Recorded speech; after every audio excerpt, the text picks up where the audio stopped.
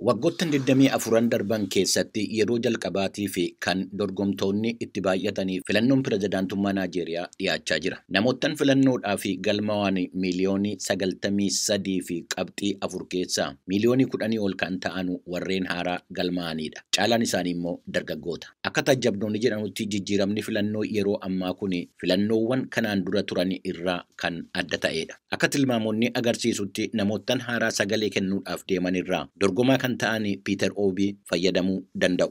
Ogeessonni akka jedhanitti haala wal dorgommii pirezidaantummaa kanaan dura paartiiwwan gurguddoo lamman gidduutti taasifamuudhaan biyya beekamu keessatti paartii sadaffaan jiraachuusaa filannichi akka jabaatu kan taasisudha. Jiraataan magaalaa Abuujaa Jaasen Aanwii Obiin hojiidhaa fi nama caalaa filatamaa akka ta'an dubbata. This man has what I call a clean slate. He said, if you have any accusation, bring it up. Let me see. Until today, 9 months ago, he said that. Namani seenaansaa qulqulluudha jedhee waamudha. Yoo himannaa irratti dhiyaate kamiinuu qabaate fidinatti agarsiisi. Amma irraatti namni himannaa dhiyeessu hin jiru. Sababaan ani Peter Obiif sagalee koo kennu kanaafi.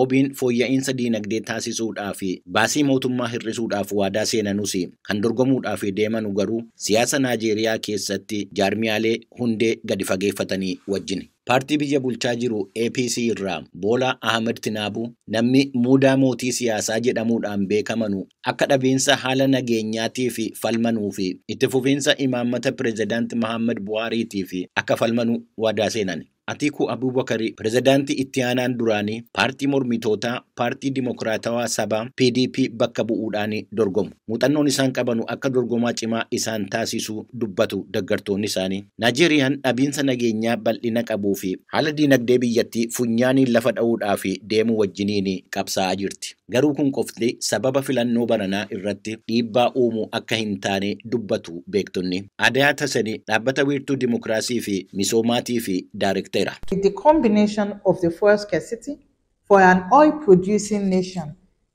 like Nigeria. Biyya boba'aa oomishtu kan akka Naajeeriyaatiif hanqinni boba'aaf hanqinni naayiraa sirni filannoo waliigalaa maal akka fakkaatu ibsaa jira.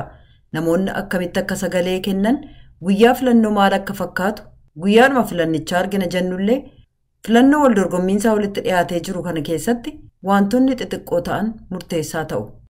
Baankiin wiirtuu Naajeeriyaa rakkina hanqina sharafaa hiikuudhaa fi tooftaa fooyya'insa maallaqaa hojiirra oolchuudhaaf hojjechaa jira. Kaadhimamtoonni hedduun baankii wiirtuu Naajeeriyaa yeroo haala sharafa maallaqaa jijjiiruu akka yeroo biraatti dabarsu gaafachaa jiranus baankichi inni pirezidaantii biyyattiitiin deeggaramu garuu tole hin jenne. Jiraataa magaalaa Abuujaa kan ta'an Aliyyuu Abdullaahi tooftaa maallaqaa wajjiniin akka qabsaa'aa turan dubbatu.